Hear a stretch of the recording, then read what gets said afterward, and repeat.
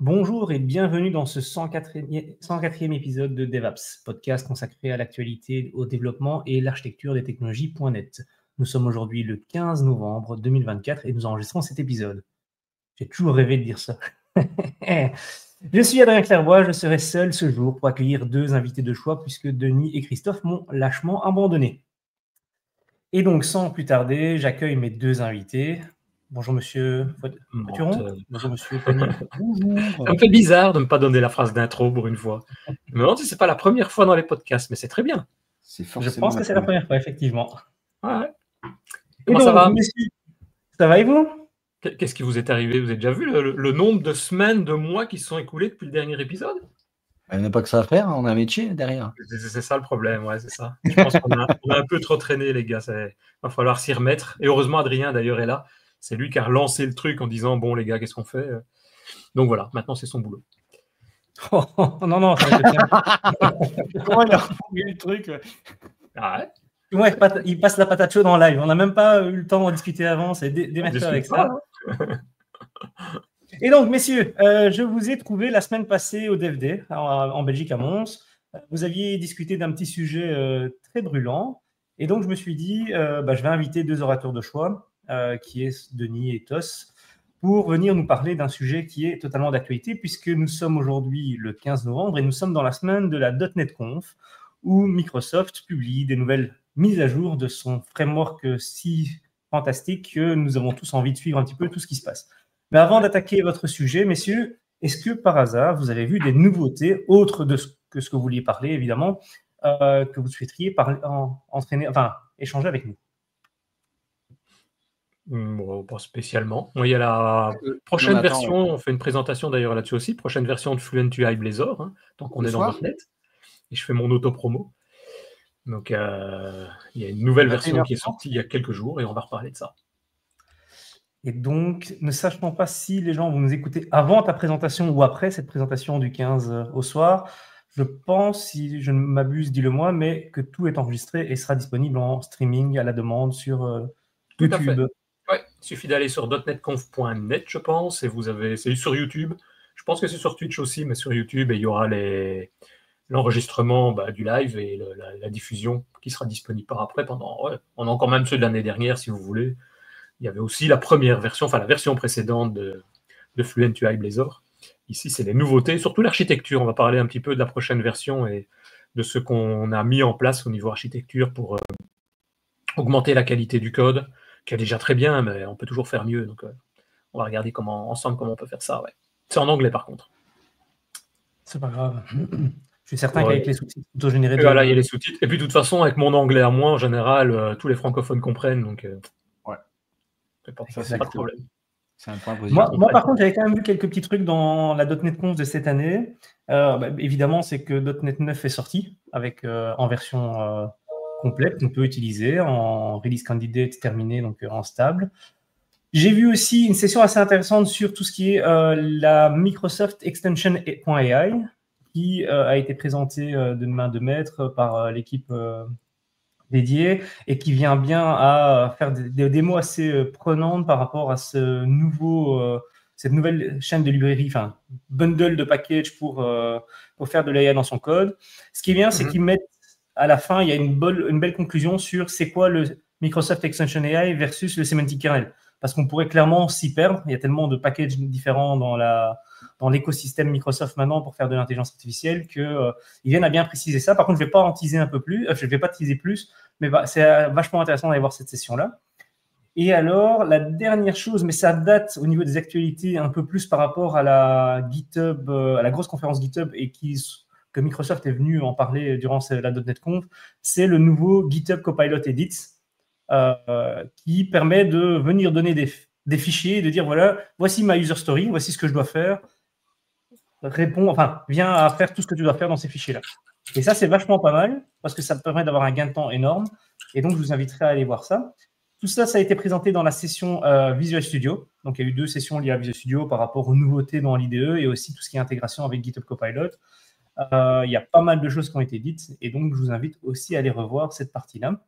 Et la dernière chose que j'ai vue, ça m'a vraiment intéressé, c'est que Microsoft, alors je ne sais pas si c'est officiel ou pas, mais ils sont en train doucement de faire de nouvelles certifications qui s'appellent les Credentials sur Microsoft Learn, qui permettent d'obtenir des certificats, comme on a eu l'habitude avant avec les AZ900, AZ300, tout ce qui était lié aux technologies. Et ça consiste en quoi? Ça consiste à suivre un Learning Path sur le Microsoft Learn.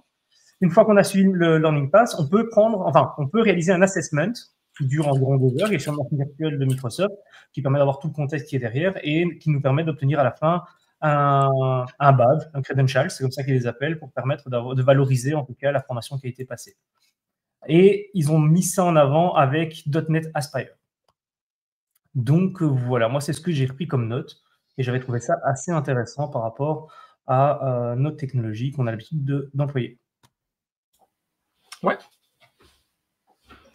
Et donc, sans faire languir un peu plus longtemps nos auditeurs, messieurs, vous êtes là pour nous parler de quoi? Ben voilà, on va parler de ça, de ce qui est présent à l'écran pour ceux qui nous regardent. On va parler avec Christophe des nouveautés de Blazor, .NET 8 et .NET 9. Donc on avait fait une grosse partie de cette présentation, comme tu l'as dit, au DevD. Et bah, l'idée, c'était quand même de la mettre à disposition de tous ceux qui n'ont pas pu venir et de reparler un petit peu de tout cet aspect de qu'est-ce qu'il y a dans .NET 8 et dans .NET 9, mais consacré au développement Blazor. Alors, je vais commencer d'abord par parler de ce que c'est un peu Blazor.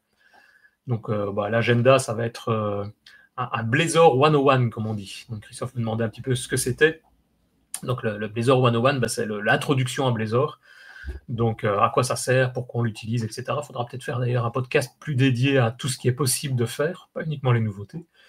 Et puis, je passerai la main après à Christophe qui va nous parler... Ah non, ça c'est toujours moi, compilation, just-in-time et AOT. Puis je passerai la main à Christophe qui va nous parler des différents modes de rendu qui existent, des différents modes de streaming, le SSR par exemple, la navigation améliorée, les composants interactifs, les nouveautés de .NET 9.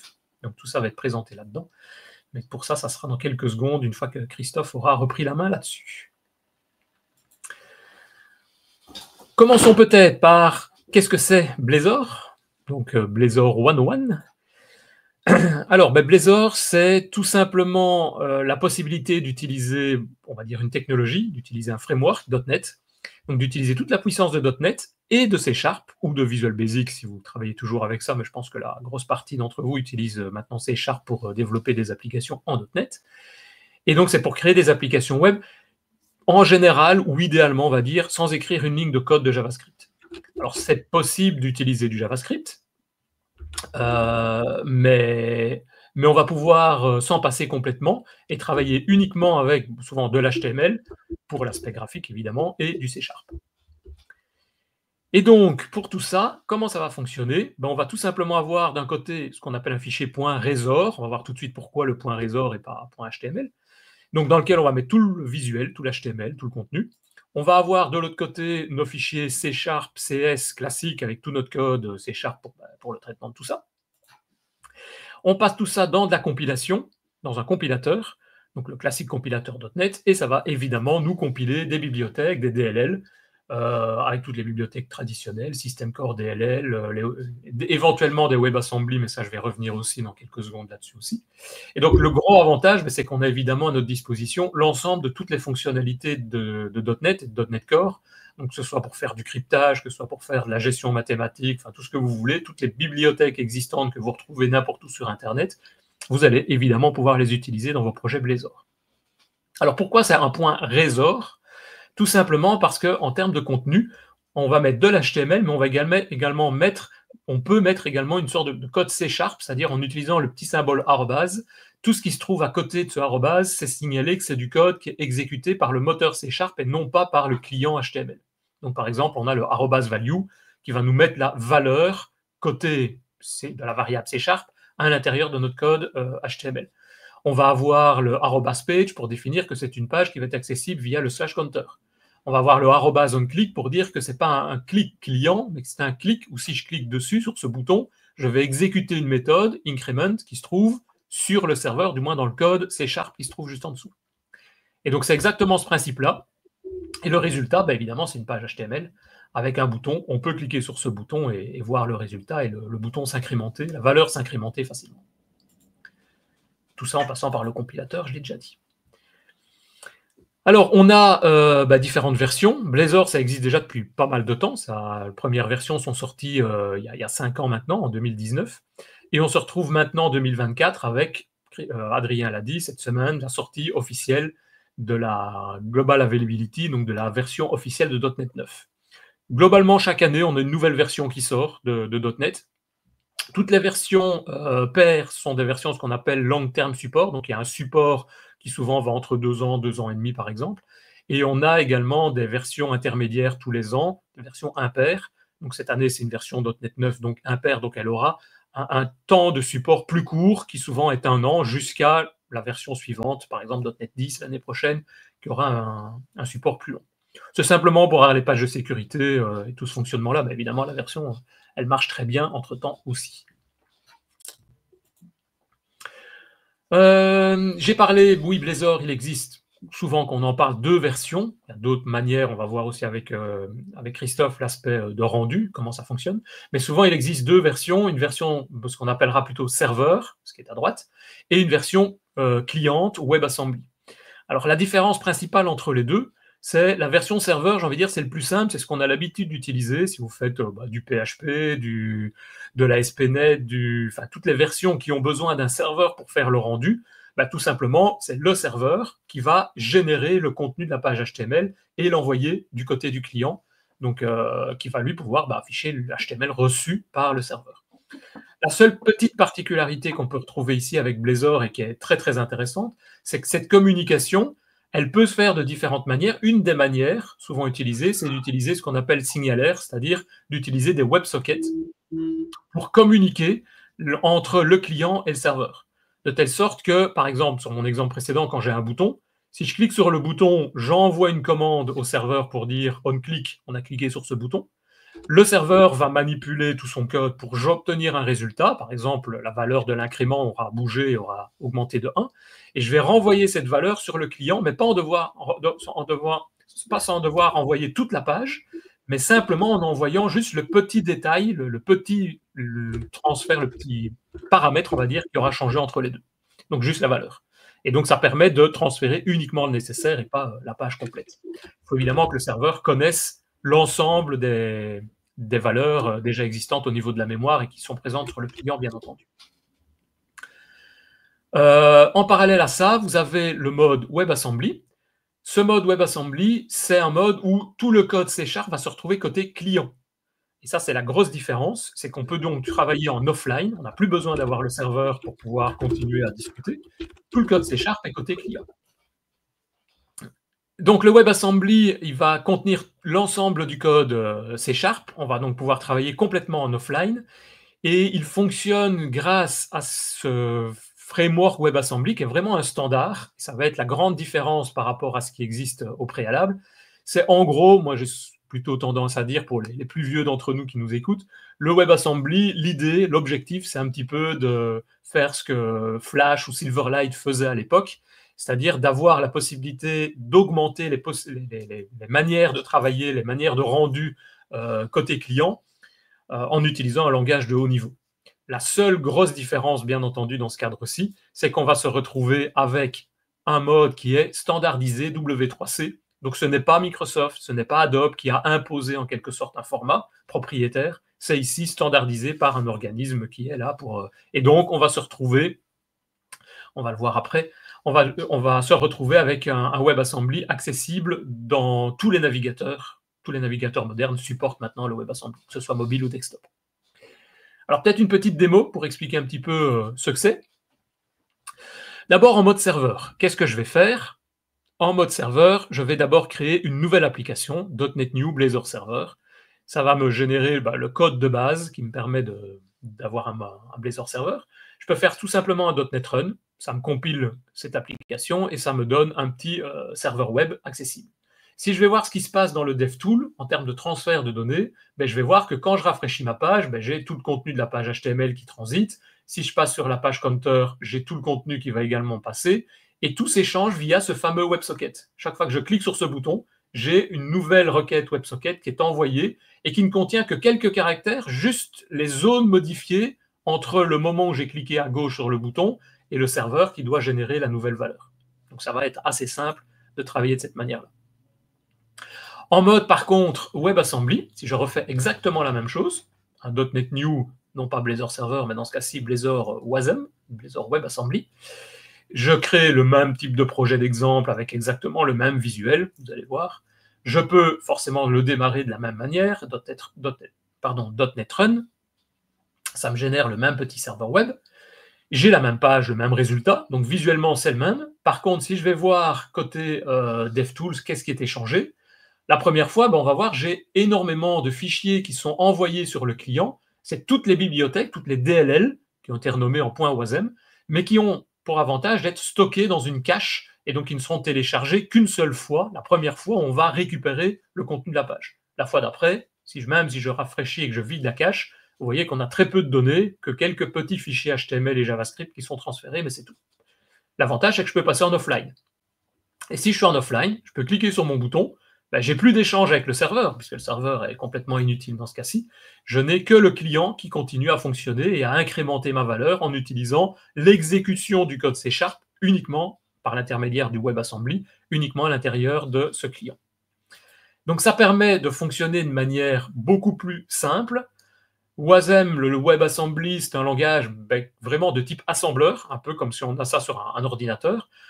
C'est un langage de bas niveau, mais qui est adapté, qui est binaire et qui est adapté de manière optimisée pour pouvoir fonctionner dans un navigateur. Donc je vais me retrouver avec soit du C#, du C++, du Java, n'importe quel langage existant. Je le passe dans un compilateur qui va me le transformer en fichier WASM, avec extension WASM, qui est vraiment le bytecode.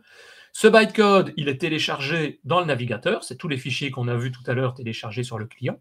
Le browser se retrouve avec toutes ces informations en local, et il va pouvoir ensuite accéder, comme si c'était du code JavaScript, à toutes les API du navigateur pour obtenir un résultat HTML, accéder au local storage, accéder aux cookies, accéder à tout ce que le client, tout ce que le navigateur classiquement peut faire également.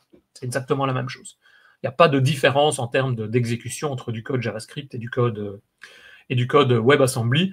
Peut-être en termes de performance, parce que le code JavaScript, il faut quand même l'interpréter au moment de l'exécution. Il y a des éléments d'optimisation pour tout ça. Mais ici, le code WebAssembly, il était déjà pré-compilé en bytecode, donc on bypass une étape, si on a envie de dire, à ce niveau-là. Mais c'est très léger en termes d'accès et de performance sur des applications classiques. Alors, je le disais, un des avantages du WebAssembly, c'est qu'il est maintenant reconnu par tous les navigateurs, sauf si vous utilisez Internet Explorer, je pense qu'il y en a très peu d'entre nous maintenant, ou Opera Midi, mais tous les autres navigateurs, que ce soit sur desktop, Chrome, Edge, Safari, Firefox, etc., ou sur mobile, tous les navigateurs récents le supportent sans aucun problème, donc vous pourrez l'utiliser.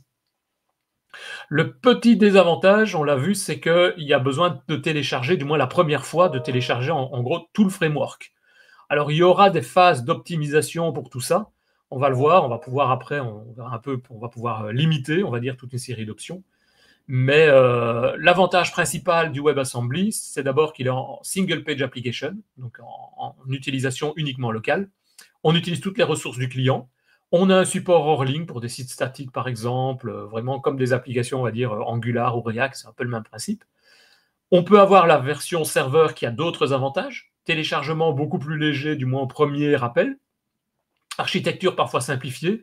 Si on veut accéder à une base de données, c'est évidemment plus simple d'accéder depuis le serveur directement. De l'autre côté, il faut peut-être créer des API, pouvoir accéder à ces API, s'authentifier. Enfin, il y a un peu plus de code à devoir faire dans ce cadre-là.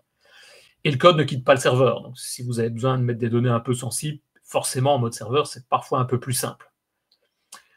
Des avantages aussi. Je l'ai dit, vous avez une plus grande taille de téléchargement au niveau du WebAssembly, puisqu'il faut télécharger tout le framework, on va dire. Et ça nécessite un navigateur compatible. Ces deux points-là, je l'ai signalé, on va pouvoir les enlever. Ces deux points-là, l'aspect taille de fichier, il y a un process que je vais montrer juste après de ce qu'on appelle de trimming, qui permet de réduire et de supprimer, de n'utiliser en gros que des bibliothèques avec que le contenu nécessaire. Et même chose pour navigateurs compatibles, c'est plus du tout le cas, ils sont tous compatibles actuellement. Par contre, il y a aussi quelques désavantages côté serveur. Il y a des processus de latence. On va avoir besoin, à chaque fois que je clique sur un bouton, de se connecter au serveur. Donc, c'est quelques millisecondes. En fonction de la connexion, ça peut parfois être un peu plus lent, etc. Donc, ça peut être parfois un peu pénalisant. Il n'y a pas de support hors ligne, forcément, puisqu'on a besoin du serveur. Et ça consomme des ressources sur le serveur. Alors, je vous ai mis ici un petit lien. Microsoft a fait quelques tests. En gros, pour un projet classique, on va dire, sur un serveur standard, vous pouvez facilement monter à peu près 5000 connexions concurrentes et le serveur tiendra sans problème. Sinon, il suffit de démultiplier les serveurs, augmenter les ressources du serveur. Bon, ça, c'est du classique en termes d'hébergement de site web.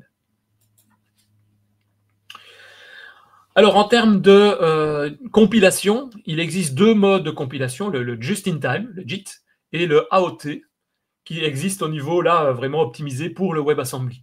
Alors, c'est quoi les différences entre les deux?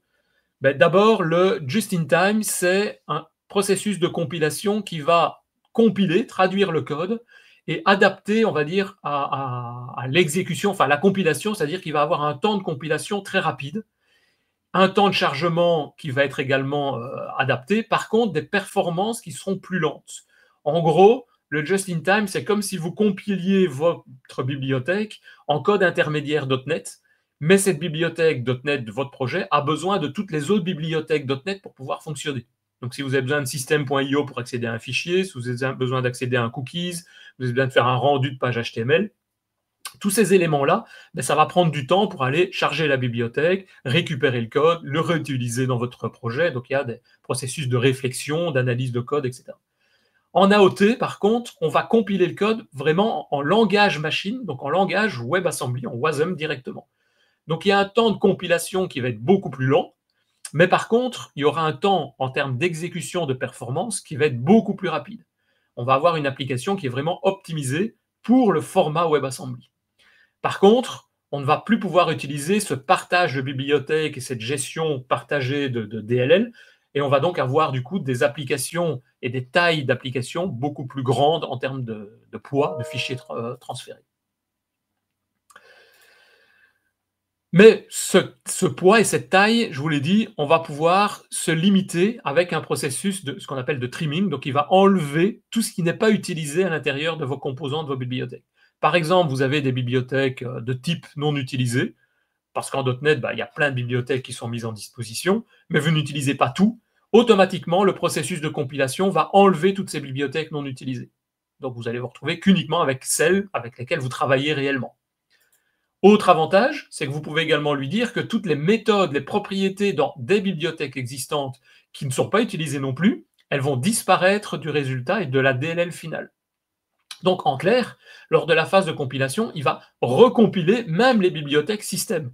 Les bibliothèques .NET natives, elles vont être recompilées pour être régénérées pour avoir une bibliothèque finale plus petite que ce qui est proposé de manière initiale par le framework. Donc, ça donne évidemment un avantage très important de pouvoir travailler de cette manière-là aussi. On n'a vraiment que les bibliothèques utiles. Alors, comment il fait ce travail de suppression de tout ce qui ne sert à rien ? Dans le processus de compilation, il va analyser votre code et chaque fois qu'il voit qu'une méthode est utilisée, il va la flaguer en disant « il ne faut pas la retirer, il faut la garder ». Ça ne fonctionne évidemment que si vous utilisez du travail entre guillemets classique. Si vous faites dans votre code de la réflexion .NET pour dynamiquement aller chercher des méthodes, chercher des bibliothèques, vous devrez sans doute mettre des exceptions dans ce processus de trim pour dire ne pas supprimer cette méthode parce que tu ne l'as pas détectée, je l'ai fait moi manuellement de manière réflexion, par système de réflexion, il va falloir la garder à l'état final. Sinon, à l'exécution, vous allez recevoir un problème comme quoi la méthode n'existe pas. Ça va être le problème.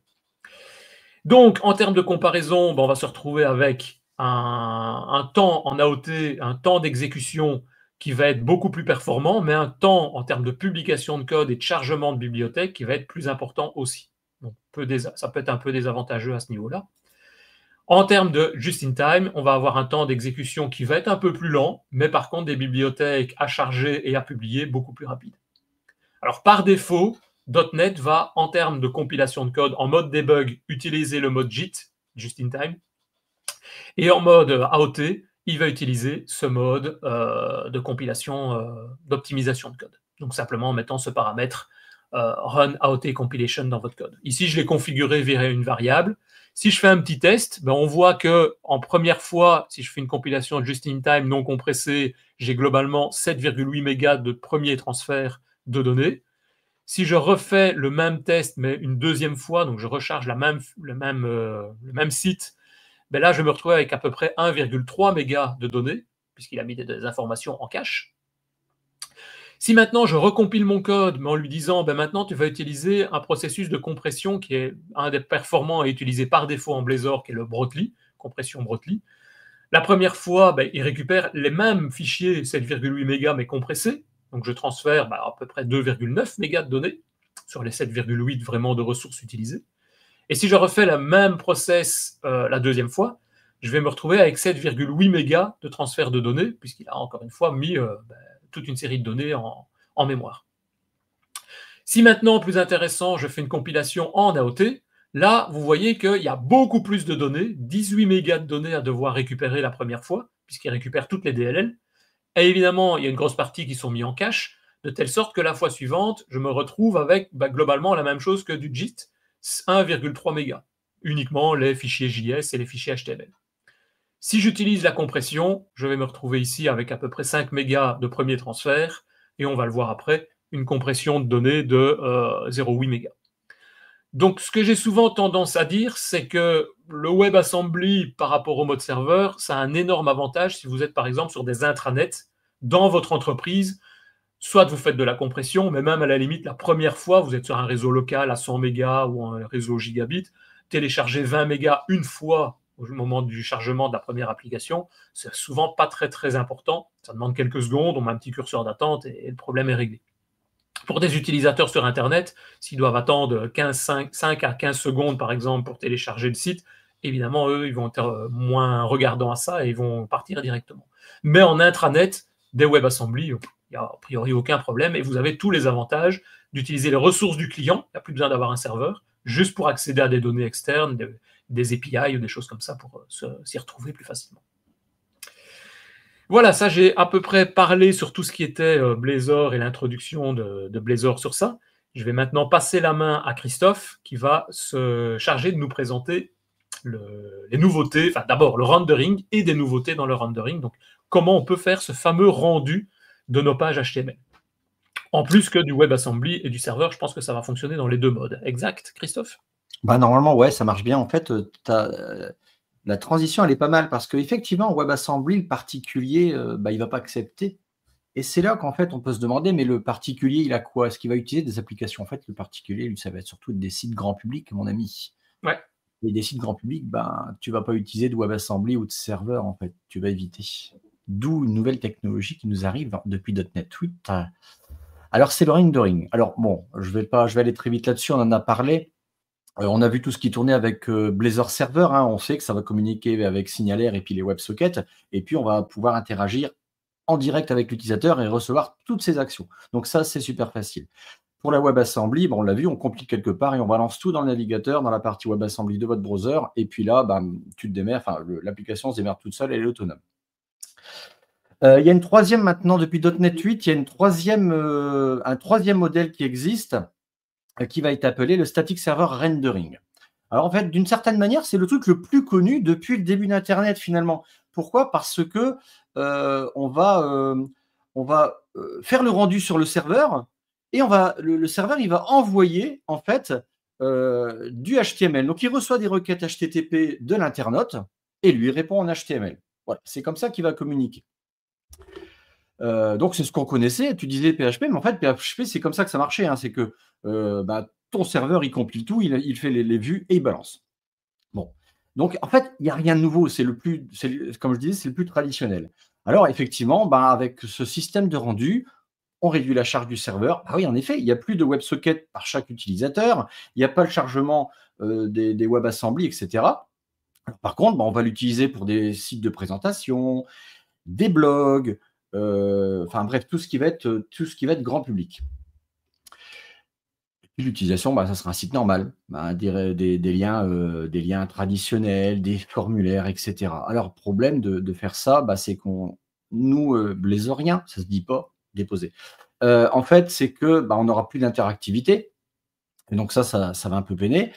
Et puis, on ne va pas être capable de faire du temps réel en fait, avec nos utilisateurs comme on savait le faire avec Blazor. Cependant, eh bien, on va être capable d'utiliser ce qu'on a appris en serveur et ce qu'on a appris en WebAssembly quand même. Donc, c'est là que le truc qui va être assez puissant. Et donc, en fait, quand on va créer maintenant une nouvelle Blazor Web App, ben, il suffira simplement de dire, en tout cas pour créer une SSR, de faire une interactivité. Ben, non, aucune interactivité. Donc, en résumé, une static SSR, tout est rendu sur le serveur et on n'a aucune interactivité par défaut. Avec ce Blazor template, je vais vous montrer, il existe, enfin, on va l'apprendre, il existe un attribut qui s'appelle le streaming rendering qui va améliorer en fait notre expérience, enfin, l'expérience pour l'utilisateur. On va le désactiver, au moins on va se rendre compte de ce qui se passe avec et sans. Donc je vais lancer une nouvelle application ici en faisant un .NET New Blazor SSR. Et puis, je m'en vais tout de suite dans la page, dans le template Weather, dans la page Weather, et je mets en commentaire cette remarque. Et je vais augmenter le temps de réponse d'un pseudo, d'une API fictive à 5 secondes. Et let's go. On va regarder ce qui se passe. Je m'en vais sur Weather et on attend. On attend. On attend. En fait, on se casse bientôt parce que là, c'est un peu long. Et voilà, on a seulement le résultat. Bon, alors, on va tout de suite maintenant décommenter cet attribut streaming rendering. Et là, vous allez comprendre tout de suite ce qui se passe. Regardez, il y a le loading en fait. Et c'est là qu'en fait, le truc qui est assez génial, il va répondre tout de suite par une page et en plaçant les placeholders qu'on aura nous-mêmes anticipés. Et du coup, l'expérience utilisateur, elle est passée, quoi. Elle est vraiment très, très bien. OK ? Alors, en fait, comment ça se passe ? C'est que dans cette petite vue, je réexplique ce qui vient de se passer. C'est que le serveur reçoit une demande HTTP de l'internaute. Automatiquement, il lui retourne une page avec les placeholders et en même temps, il va interroger le serveur pour avoir les informations. En même temps, il passe tous les fichiers statiques, les assets, en fait, les feuilles de style, les fichiers JS si vous en avez. Et il répond dans le même canal en remplaçant la partie placeholder que l'utilisateur il avait. En fait, qu'est-ce qui se passe? Pour résumer, on va avoir une initialisation des pages qui va être très, très rapide. Et c'est très bon pour tout ce qui est SEO. Mais par contre, après, c'est pas gênant en soi, on va devoir nous-mêmes adapter notre UI par rapport à ce que l'on va charger. Et après, il n'y a rien de bien compliqué là-dessus. On va l'utiliser que si on sait qu'on va avoir des chargements assez longs, en fait. C'est à nous de décider quand on va le mettre. Alors, on pourrait le mettre partout, mais on risquerait, avec l'expérience, de voir parfois des petits flashs d'écran au changement qui ne seraient pas très agréables pour l'utilisateur. Et aussi, en parallèle, on l'a vu, il charge les données statiques qui sont derrière. Ce qui est très, très fort, tout à l'heure, je parlais de PHP, qui est quand même largement connu, même si on n'aime pas, mais très déployé. Quand on change de page d'un site PHP, tout ça, c'est rechargé. Et en plus, il recharge le DOM complet. Et là, on va regarder que non, il va changer que ce qu'il faut dans le DOM, comme ce qu'on a l'habitude de voir pour une SPA. Et ce n'est pas une SPA, en fait. Alors, regardez, je vais tout de suite inspecter cette page et je vais un peu développer la partie id pour qu'on regarde ce qui se passe lors de ma navigation. Et on voit bien que, regardez, ce n'est que les choses qui changent au niveau de la page qui sont mises à jour. D'accord? Et dans l'onglet réseau, regardez, c'est bien que les pages qui passent. Alors là, je fais un gros rafraîchissement et on va voir que, boum, il charge mes datas. Là, j'arrive sur Counter et en fait, on va voir ensuite qu'il n'y va y avoir que mes pages qui sont passées et puis c'est tout. D'accord?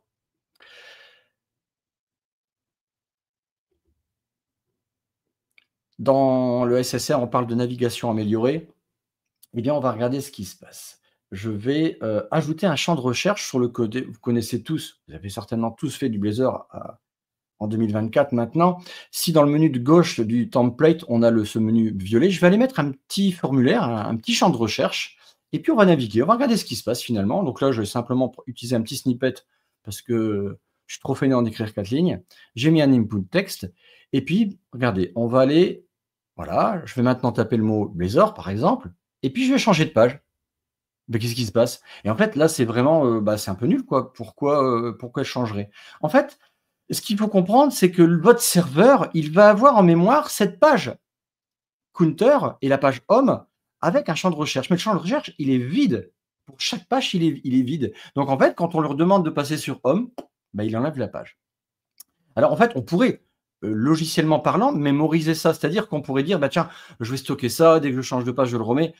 On pourrait peut-être s'en sortir, ça serait un peu embêtant, mais il y a beaucoup plus simple que ça. Vous allez voir, on va être capable en fait de marquer n'importe quelle partie du DOM tout simplement par l'attribut qui va être data permanent. C'est tout. Vous mettez ce truc-là, regardez, je vais taper le mot Blazor, je vais naviguer sur Home et le mot est conservé. Donc voilà déjà en fait au niveau de la navigation améliorée, ce qu'on va entendre. Donc pour répéter, n'importe quelle partie du DOM, vous pouvez la marquer pour que lors de votre navigation, le champ conserve son état en tout cas. Donc, on va avoir un chargement effectivement plus rapide, on a moins de requêtes HTTP et on est capable de conserver n'importe quel élément du DOM. Inversement, on va être capable de désactiver cette navigation améliorée de manière globale ou de manière spécifique sur un comportement, sur comment on appelle ça, un point réseau. Alors, pourquoi on pourrait faire ça? Parce qu'il existe des bibliothèques JS qui interagissent avec le DOM. Et Blazor n'a jamais trop aimé que quelqu'un d'extérieur touche au DOM, puisque Blazor, en fait, il en a besoin à chaque fois. Même du serveur à la WebAssembly, il en a besoin pour ça. Donc, c'est toujours une mauvaise idée. Tantôt, je vous parlais qu'on va utiliser une navigation traditionnelle, un site traditionnel, les links, etc. et les formulaires, en fait. Donc, qu'est-ce que c'est que les statiques SSR et les formes? Bon, tout ce que l'on a appris en Blazor Server, en Blazor WebAssembly au niveau des formes, eh bien, c'est conservé. Ouf, bonne nouvelle. Et du coup, ça sera compatible maintenant en SSR avec la navigation améliorée. Et même pour les formes traditionnelles HTML. Et ça supporte aussi, on va le voir juste après, le streaming SSR, l'attribut qu'on a vu tout en haut de la page Weather tout à l'heure. Allez, je vais rapidement faire un copier-coller pour créer nous-mêmes ici une nouvelle page avec un form. Je prends un code snippet d'un petit formulaire tout bête et puis je vais lui remettre mon objet que j'ai appelé product et je vais lui mettre ici l'item local d'un nouveau produit. Je vais avoir besoin des data annotations. On va regarder ce qui se passe lorsque l'on va valider et je vais valider par onValidSubmit pour valider totalement le truc avec une méthode saveProduct. Et là, je simule en fait un temps d'attente de 2 secondes avec un petit message à mon utilisateur qui va lui informer « Ok, tu viens d'ajouter un élément au truc. » Alors là, il y a un truc intéressant, c'est le paramètre supply parameter from form. Ce qui est assez génial pour ça, c'est qu'il va automatiquement matcher le post, enfin ce que nous envoie le formulaire, avec votre projet, avec votre objet C#. Je rajoute une page dans le menu de navigation et on va tester ça. Et bien là, ok, ça marche, on a notre petite data annotation, super, on est content. Et vous regardez qu'en fait, le gros sabot, vous avez certainement tous fait des formes en HTML, le post, paf, qui recharge le truc et qui me perd tout, enfin, qui me perd tout. Donc, en fait, ça c'est perturbant, du coup, mais c'est pas grave, je vous ai parlé que c'était compatible avec la navigation améliorée. Eh bien, il y a une chose qui va me permettre d'améliorer ça, c'est l'attribut enhance, tout simplement que je vais ajouter à mon formulaire. À partir de là, si je mets le mot Blazor, je vais lancer ce gros post parce que dès qu'on fait un submit d'un form, il rebalance tout. Et là, en fait, c'est passé. On va aller plus loin. On va ajouter, on va dire, avant d'envoyer ça à mon API, on va mettre un message à mon utilisateur en lui disant, voilà, je suis en train de sauvegarder ton produit. Et puis, on va tester. Je vais, par exemple, écrire le mot test. Et là, en fait, je ne l'ai pas eu, mon message. Eh bien, rappelez-vous ce qu'on a vu au départ. Là, je vais être capable de lui dire, tu vas faire un streaming SSR et regardez, à partir de là, je vais mettre, tiens, je voudrais bien 3 bières.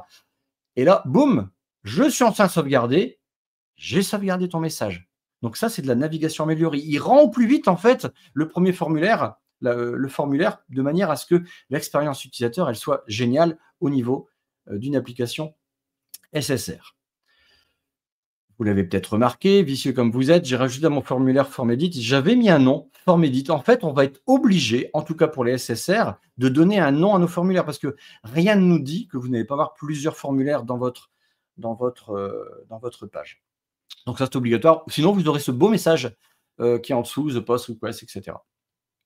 Notez que pour la balise forme traditionnelle du HTML, on doit non pas utiliser enhance, mais data enhance.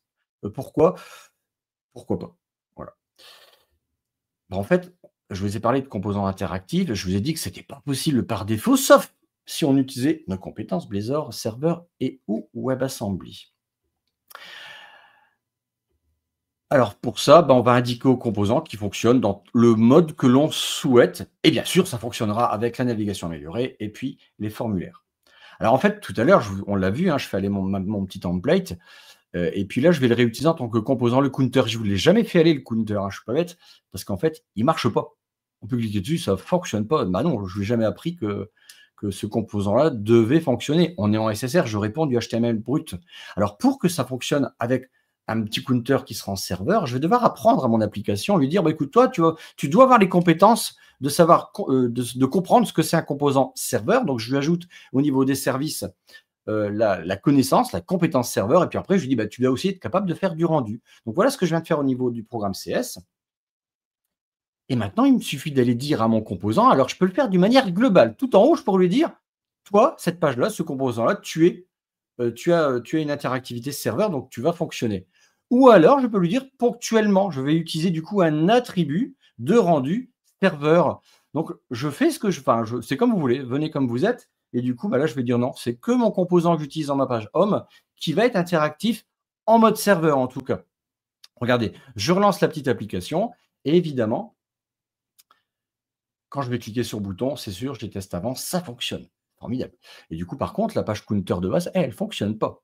Je ne lui ai pas dit qu'elle tournait. Bon, ça, c'est le côté très facile du truc. Et regardez ce qui se passe, c'est qu'en plus, il va utiliser un WebSocket et il va savoir les détruire automatiquement. C'est-à-dire qu'en bas à droite, on va voir que j'ai un WebSocket qui s'est ouvert. Et vous savez, quand vous avez la colonne durée, quand vous voyez des minutes, ça veut dire que c'est terminé, il ne l'utilise plus.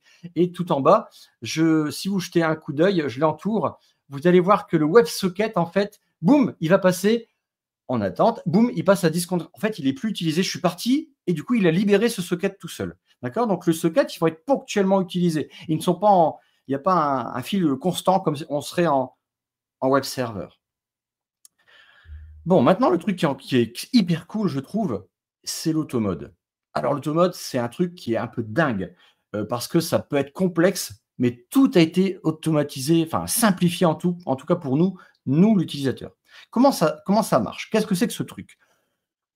Vous connaissez un peu le problème du WebAssembly que Denis nous disait, c'est que on va avoir un chargement en fait des librairies et un certain temps pour les charger et du coup une attente pour l'utilisateur. Et bien l'automate, c'est pas du tout l'idée, c'est qu'on ne va pas attendre, mais pourtant on va au final utiliser de la WebAssembly. Qu'est-ce qui va se passer? Dans un premier temps, on utilisera ce qui arrive tout de suite à l'écran, serveur, et dans un second temps, la WebAssembly. Pire que ça, c'est-à-dire que avant même la WebAssembly qui serait déjà disponible, il va m'envoyer tout de suite à la seconde une partie statique. Donc, en fait, le rendu, il est extrêmement rapide.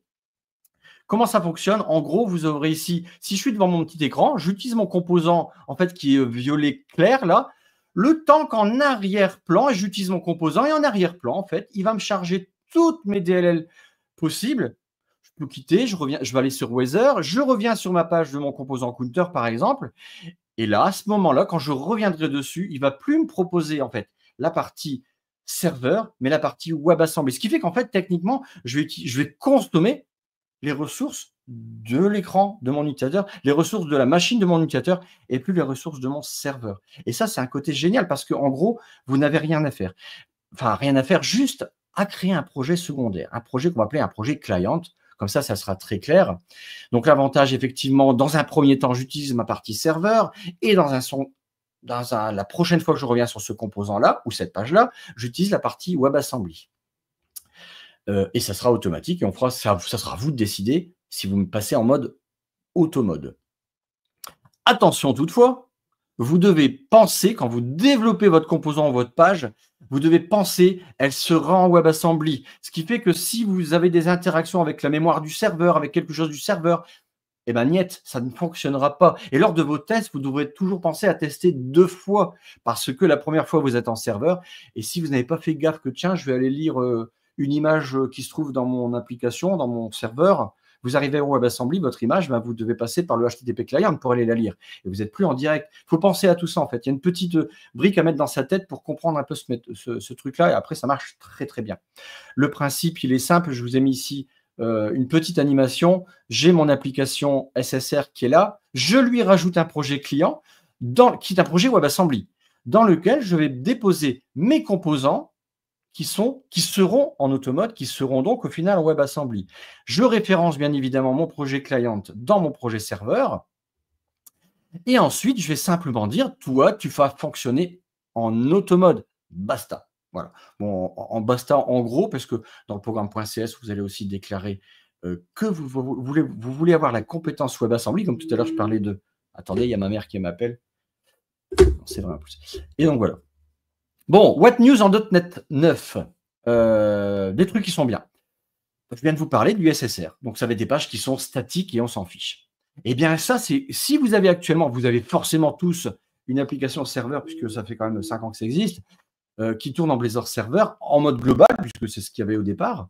Eh bien là, vous pourrez dire, tiens, j'ai une des pages, là, c'est mon changelog, ou c'est des pages d'aide, ou c'est de la documentation. Bah, vous pourrez lui dire, bah, toi, tu vas passer en mode SSR. Du coup, vous allez délester des parties de vos pages sans avoir de WebSocket et tout ça. Donc, ça va être quelque part un peu mieux, on va dire.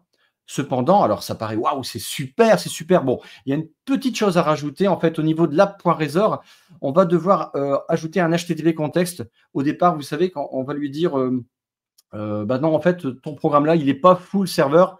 On doit lui rajouter 2-3 lignes. Il n'y a rien de bien méchant. Je pourrais peut-être éventuellement en faire un blog. Ça ferait peut-être un petit post en plus. C'est bien. Deuxième petit truc que je n'ai pas trop aimé dans ce mode-là, c'est que quand vous arrivez sur votre page qui est déclarée en SSR, il y a un petit flash.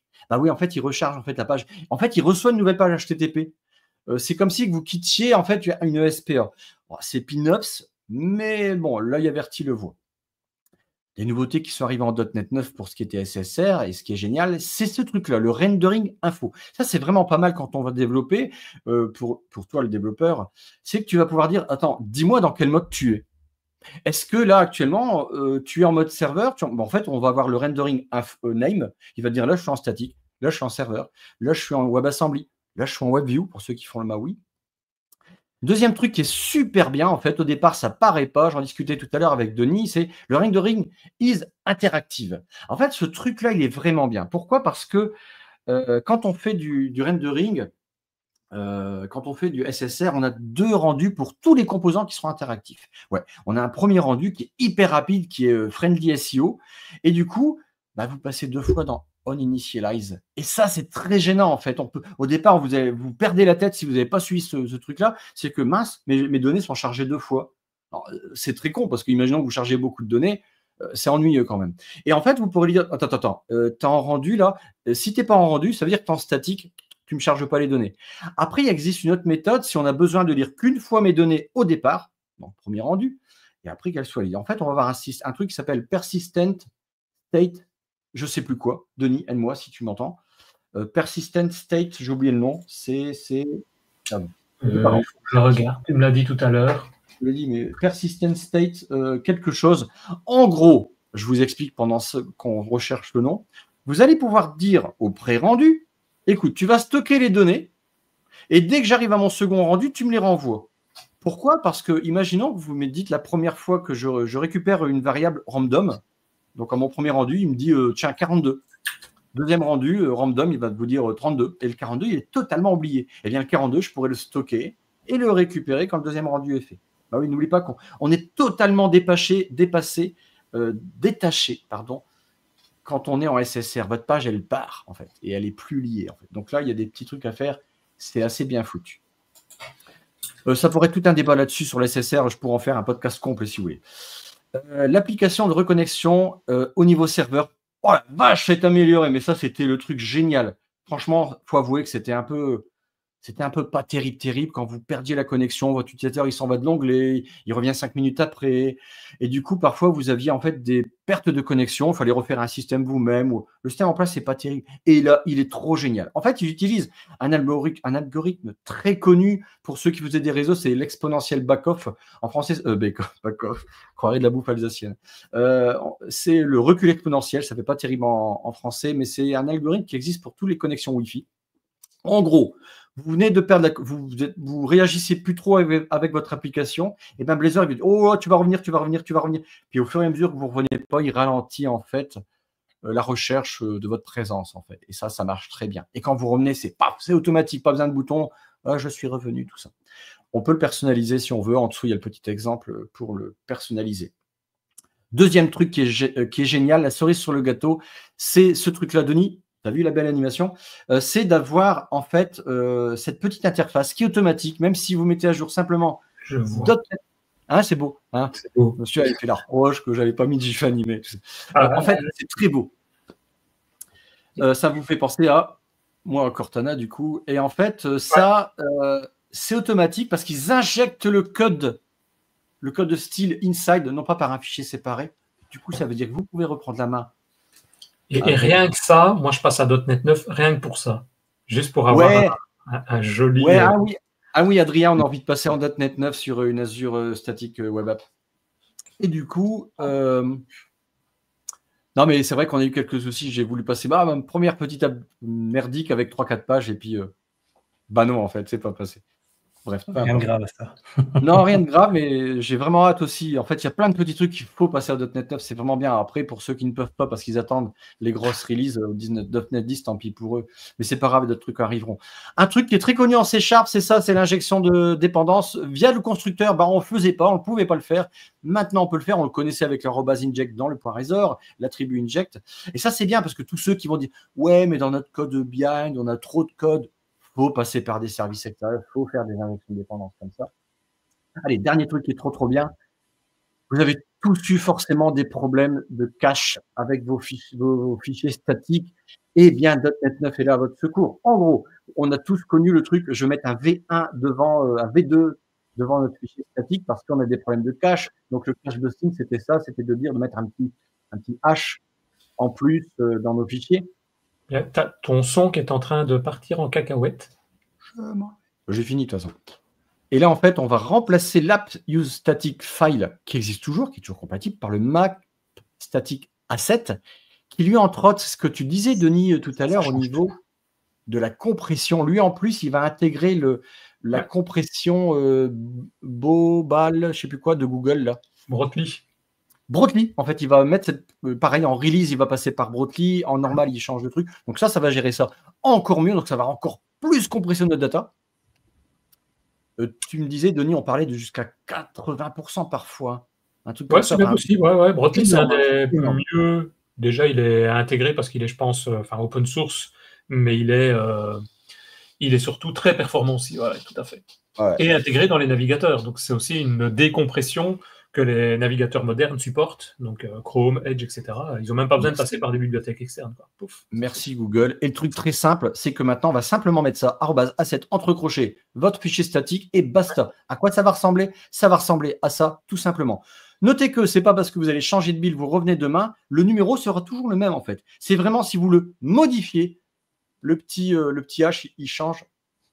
Ouais, c'est ça, c'est vraiment un hash, quoi. C'est pas un code généré aléatoire. Non, c'est vraiment le hash du fichier. Donc, tant que le fichier ne change pas, le résultat là sera le même et donc il sera mis en cache et l'utilisateur récupérera a priori la version cache. Il n'y a pas besoin de la télécharger du coup. Mais si le fichier change, pouf, le petit hash change aussi et donc le fichier sera retéléchargé puisque c'est un autre. Donc, ça, c'est génial. Ouais, c'est formidable. Indispensable. Donc, .NET 9, c'est vraiment génial, génial, génial. Et puis, malheureux ceux qui doivent passer de la 8 à la 10 sans passer par la 9. Ouais. Non, c'est vrai. Tout voilà, c'est fini. Non, il reste les ressources. Il y a les ressources. Ah, mais forcément, on n'a pas parlé de Fluent aujourd'hui. Mais forcément. Il faut pouvoir les télécharger aussi, les exemples. Donc, télécharger .NET 9, vous avez l'URL qui est là. Télécharger Fluent UI, on en fera un podcast sur ça, à mon avis, ça sera bien. Regardez par rapport à Blazor. Et alors, une chose qu'on n'avait pas mis, mais qu'on peut peut-être mettre à l'écran maintenant, j'ai mis le lien, la page de Christophe. Donc, vous avez ici, si je vais d'ailleurs en haut, hop, vous retrouvez ici, non, pardon, je me trompe d'écran, je vais sur le bon écran, et si je zoome, vous avez l'adresse là-bas pour aller regarder ce que Christophe a mis en ligne, et vous avez un onglet, un dossier Blazor, et dans ce dossier Blazor, vous retrouverez tous les slides ici, nouveautés Blazor de la présentation qu'on vient de vous donner, avec toutes les vidéos également. Je vois qu'il les a mis aussi. Donc vous aurez tout ça à disposition. Et donc ça, on dit merci Christophe. Et merci tout le monde. Voilà, comme ça vous avez tout. Qu'est-ce que tu en dis, Adrien? Ça te convient tout ça? Il faut enlever le micro. Effectivement, il y a beaucoup de nouveautés, comme Christophe le dit, pour les sociétés qui décident de passer par des LTS plutôt que des STS, ils vont vachement être déçus. Clairement, ça va être long d'attendre jusqu'à .NET 10 pour certaines sociétés. Ouais. Waouh, par contre, moi j'ai des questions quand même. En général, rien n'empêche de pouvoir passer aux versions régulièrement, hein. Passer de la version 8 à la version 9 et puis la 10. Il y a rarement beaucoup de changements à devoir faire. C'est juste changer le numéro dans la compilation et c'est tout. Ce qui se passe souvent dans les sociétés, c'est le choix de dire que des applications n'ont pas besoin d'un suivi régulier ou potentiellement on a fini avec la version en cours et on veut publier qu'elle reste untouchable pendant X temps, en tout cas. Ouais. Donc voilà. Mais par contre, moi j'ai quand même des questions. Denis, quand toi tu parlais de tout ce qui était AOT et tout ce qui était just in time, oui. Par défaut, c'est quoi le type de compilation que tu retrouves? Il n'y a pas de modification de base. Si, par défaut, je pense que j'en avais parlé rapidement, mais par défaut, c'est le mode just in time en mode debug et le mode AOT en mode release. Mais pour avoir l'optimisation, il y a besoin de mettre juste un flag dans un paramètre, je vais dire, dans le fichier CSproj pour que l'optimisation se fasse. Mais c'est surtout le debug en mode just in time, parce que comme ça, quand on debug, on compile le code très rapidement. A priori, le résultat sera le même. Mais bon, il vaut quand même mieux, quand on fait un système de déploiement automatisé, lancer les tests sur la version AOT aussi, évidemment. Tu me disais, Denis, que le seul risque de demander l'optimisation, c'est si on fait de la réflexion. Oui, tout à fait. Si on fait de la réflexion, le mode de compilation, je ne sais plus sur quel slide j'avais mis ça. Hop, hop, je tombe dessus. Donc, si on met le... Je ne sais pas pourquoi il met ma barre, d'ailleurs, ici en dessous. Hop, où est-ce que c'était? Non, slide d'avant. Voilà. L'aspect trim, ce n'est pas l'aspect compilation AOT, c'est l'aspect vraiment trim, donc suppression des données, enfin des méthodes. Si on fait de la réflexion, elles vont disparaître, celles-là. En fait, comment il sait que là, il doit enlever cette partie rouge, cette méthode qui n'est pas utilisée? Parce que simplement, il fait un arbre en analysant tout le code, en partant du point de départ, il analyse toutes les méthodes qui sont utilisées par l'application. Et donc, si vous utilisez de la réflexion, donc c'est-à-dire utiliser des chaînes de caractères, du string pour dire, tiens, je vais dynamiquement aller charger une méthode, ben forcément, ça ne fait pas partie de ce cas-là. Mais il y a moyen de mettre ça en fichier d'exception. Il y a tout un script, tout un fichier JSON de méthode d'exception ou d'assembly complet en exception si on veut éviter ça. Ouais. Ok. Moi, maintenant, l'autre question que j'avais, c'était par rapport à Christophe. Dans ton exemple, avec la partie render mode, tout ce qui est interactif, tu viens à placer tes composants dans la partie client et tu références ça vers la partie serveur. Est-ce que tu recommandes de le placer dans cet endroit-là ou potentiellement de créer un dossier partagé, enfin un projet partagé qui va faire le sharing des composants? Qu'est-ce que tu préconises? Est-ce que tu vas réutiliser ton composant ailleurs que dans la partie WebAssembly? C'est que ce choix-là qui me viendrait en tête. Parce que au niveau SSR, il est très fort. La première fois, projette-toi que tu as déjà été voir ton composant, il s'est déjà chargé en WebAssembly. Forcément, on a toujours un pré-rendu. Je vous en ai parlé. J'ai oublié de vous dire peut-être qu'on pouvait le désactiver si on se fichait royalement du pré-rendu. On s'en fichera royalement quand on se fiche du SEO, voilà, tout simplement. Mais si on a laissé le pré-rendu de base, par défaut, en fait, c'est assez fou. La première fois, tu es en statique, tu le vois, en fait, quand tu demandes renderinginfo.name, tu as statique, WebAssembly. C'est un truc de fou. Hein. Donc, tu as quand même un pré-rendu qui est fait. Mais pourquoi tu aurais besoin d'utiliser ton composant ailleurs? C'est la seule question que je pense qu'il faudrait que tu te poses. Ouais. Ou après, peut-être toi, qui es architecte, tu aurais peut-être des préférences de mettre tes UI dans un coin et de préférer avoir une WebAssembly. Je ne sais pas s'il a côté architecte. En général, je ferais l'inverse. Je dirais que le projet WebAssembly tel que tu l'as montré, le point client, c'est plutôt là où tu mets justement toutes les interfaces graphiques, tous les composants. Et donc, si tu as besoin d'accéder à d'autres ressources ou à d'autres fonctionnalités, là, tu peux faire des autres projets séparés. Mais je ne vois pas trop l'intérêt non plus de faire un projet partagé. Il est déjà partagé, a priori. C'est déjà une DLL partagée. C'est une DLL comme n'importe laquelle. Donc, tu peux l'utiliser où tu veux si tu as envie. C'est déjà un projet partagé. Je sais pas, c'est que de l'architecture, là, et là, je ne saurais pas te répondre. Est-ce que vraiment, ça serait intéressant de découper comme ça? Et donc, moi, la question qui me vient par rapport à ça, c'est quand tu vas avoir un composant, tu vas avoir besoin de faire appel à des ressources externes ou potentiellement des ressources pour consommer ce composant. Imaginons que tu as besoin d'accéder à la base de données ou à des données. Quand tu es du côté serveur, la base de données, tu l'as à côté. Tu es directement sur le serveur, tu es directement dessus. Alors que quand tu es sur le client, tu n'es pas à côté de la base de données, donc tu dois appeler par un moyen ou un autre. Comment tu viendrais à gérer ça? Est-ce que tu viendrais à créer deux composants différents? Mais là, on vient un peu à l'encontre de ce que tu viens de nous exposer. Est-ce qu'il y a un moyen d'y arriver? Ça serait le même moyen que tu ferais si tu avais ton application 100% WebAssembly. Puisque tu dois penser WebAssembly à ce moment-là. Ouais. Donc, du coup, le seul souci qui se posera tout le temps, même pour moi, c'est de se dire où sont mes secrets. Ça reste ma préoccupation, quoi. Tu vas utiliser un KeyVault, certainement, mais même, ça reste là. De toute façon, ton composant, tu dois le penser WebAssembly. Le SSR ne changera pas ta façon de penser en te disant qu'est-ce que je fais d'un seul coup, puisque là, je suis en WebAssembly. Forcément, tu es seul sur ton île dès que tu es sur la WebAssembly. Donc, forcément, ton seul moyen de communiquer, c'est HTTP client, un HTTP, quoi. Et donc, potentiellement, tu vas faire un call HTTP quand tu es du côté serveur aussi. Tu vas t'auto-appeler alors à ce moment-là. Oui. Pour moi, c'est le mieux. Au moins, c'est commun et ça permet de fonctionner dans les deux modes. Fonctionner en faisant un call HTTP depuis le WebAssembly, c'est en gros le seul moyen. Le faire côté serveur, il y a peut-être juste un aspect de performance, éventuellement dans certains cas. Mais sinon, le code sera le même, tu n'auras aucun changement à devoir faire. Peut-être juste une autorisation ou un accès en disant c'est le serveur, c'est pas le client qui l'utilise. Mais c'est en tout cas pour moi beaucoup plus facile de travailler de cette manière-là. Ouais.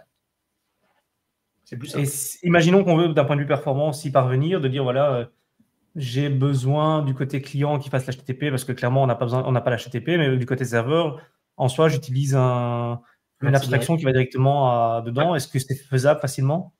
Ouais, tu injectes deux services différents. Pour moi, c'est le plus facile. C'est-à-dire que tu as deux programmes.cs en fait dans le projet, dans la solution. Tu as le programme.cs, donc où tu fais toutes tes injections de services dans le mode WebAssembly, donc dans le point client, et dans le serveur, l'autre partie, tu as aussi un programme.cs. Donc si tu fais des injections de dépendance, des injections de services différents, un pour le client qui utilise les HTTP requests et l'autre qui ferait des accès directs pour des questions de performance, ouais, tu résous ton problème comme ça facilement. Ça implémente la même interface, tu règles tout ton problème d'évolution d'application, par exemple. Et le rendering info, là, il est super utile, c'est que tu es capable après de dire, du coup, je suis où là? Je fais quoi et je suis où? Ouais. Je ne sais pas si tu en as parlé avec Christophe tout à l'heure, je pense. Attention qu'on nous a déjà posé la question, l'état des variables, donc pendant ce mode rendering automatique, tu transfères, tu exécutes d'abord côté serveur et puis tu vas switcher en mode WebAssembly. Il n'y a pas de transfert de variables. Tu restes en mode serveur dans la première étape, tant que tu n'as pas changé de page et que tu n'es pas revenu sur une autre page et puis revenir sur ta page principale. Ouais, c'est ça, il faut bien comprendre. Ouais, ça règle tout ce problème de gestion de variables. Si tu télécharges des données que tu as en mémoire, une liste d'infos, quand tu quittes la page, logiquement, elles vont forcément disparaître de la mémoire serveur ou WebAssembly cliente. Et donc, quand tu vas revenir, il va falloir refaire cette requête. Tu ne vas pas garder toute la DB en mémoire non plus. Ouais, et en plus, quand tu as l'habitude, il faut vraiment basculer son cerveau là parce que tu es en mode serveur, tu es capable de stocker des données dans une classe, un conteneur. Tu pars en WebAssembly, il faut penser comment est-ce que je peux aller lire mon conteneur? Non, je ne peux plus en fait. Il n'est plus là, je ne suis plus dans la mémoire de mon serveur en fait. Et c'est là vraiment, j'ai envie de dire, on jette dans la pâture la partie WebAssembly à ce moment-là. Hein. Il y a vraiment une séparation du truc.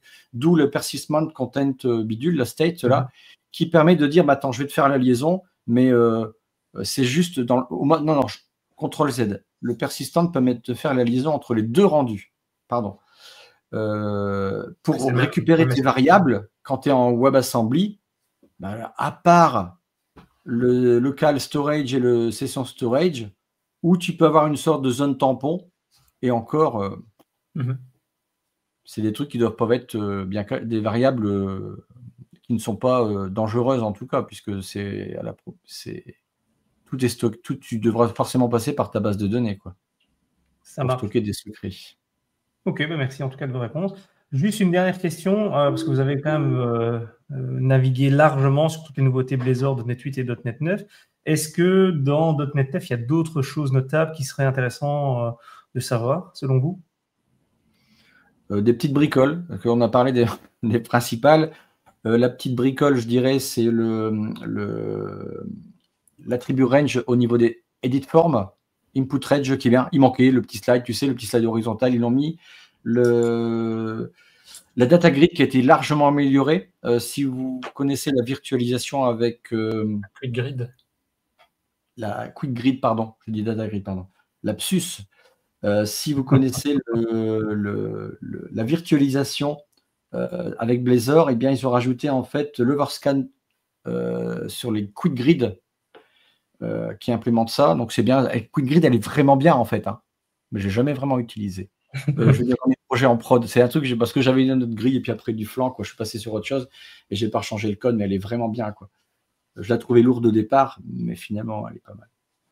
Il y a aussi un truc, moi, que je trouve qui est... Je ne sais pas s'ils en ont parlé beaucoup, mais c'est l'OpenAPI. Ils ont rajouté, en fait, la génération... Donc, OpenAPI, je ne sais pas, souvent, beaucoup de gens connaissent avec Swagger, par exemple, où tu peux avoir un visuel de toutes tes API. Tu peux les visualiser, les tester, donc les appels GET, les appels POST, etc. Swagger, c'est le rendu visuel, c'est une interface graphique. Mais derrière Swagger, il se trouve, en fait, un fichier JSON qui est la correspondance, en quelque sorte, de toute la définition des API. La liste des API, le format, les paramètres, etc. Historiquement, on utilisait SwaggerGen. Oui, c'est ça, oui, tout à fait, ouais, qui permet de générer ça, oui, ils faisaient les deux. Et bien ici, Microsoft, dans .NET 9, a rajouté une bibliothèque qui permet de générer le JSON. Peut-être que plus tard, d'ailleurs, il y aura un autre projet ou une autre bibliothèque qui se chargeront de le rendre visuel. Mais pour le moment, on peut avoir un JSON qui est auto-généré, on va dire, directement par .NET 9. C'est nouveau, Visual Studio, il peut aussi avoir les endpoints maintenant par défaut. Il les avait déjà avant. Pas l'interface qui ressemble un peu à Swagger, je crois. Ah oui, mais ça c'est une extension, je pense, de Visual Studio. Oui. C'est une extension. Je suis plus sûr. Je me demande si c'est pas de base, mais bon, à vérifier. Par contre, juste une petite question, Denis, tu parles d'OpenAPI. Est-ce que c'est compatible en OpenAPI 3.1, qui est la dernière version? Une bonne question. Je pense que oui, mais il faudrait vérifier. C'est une bonne question. Merci de l'avoir posée. Tu auras à voir pour la prochaine fois. Voilà, on aura peut-être la réponse pour la prochaine. Et donc, ouais, effectivement, belle transition pour la fin. Merci, messieurs. Merci de votre temps. J'espère qu'on ne replanifiera plus ça dans 6 mois, mais qu'on essaiera de reprendre un petit rythme assez sympa pour continuer à refaire de la veille technologique. Nous croyons en toi. Tu dis? Nous croyons en toi. Qu'est-ce que vous faites la semaine prochaine? Il y a un truc fun apparemment sympa. Un podcast avec toi. Ok, mais donc si vous voulez nous soutenir, vous allez sur notre Tipeee /DevApps où 3 personnes nous soutiennent aujourd'hui. N'hésitez pas à venir nous soutenir pour continuer à faire vivre ce podcast. Grâce à ça, ça permet de pouvoir financer la plateforme qu'on utilise actuellement qui est StreamYard. Et donc, n'hésitez pas à venir nous soutenir, que ce soit sur Tipeee avec un petit peu de cashback ou alors potentiellement venez sur notre Slack DevApps où on mettra les liens dans YouTube évidemment. Pour venir discuter avec la communauté où Christophe est très actif pour répondre à toutes vos questions Blazor. Sur ce, messieurs, je vous remercie de votre temps et je vous souhaite une bonne journée. À bientôt. Merci beaucoup, Adrien. Salut, Denis.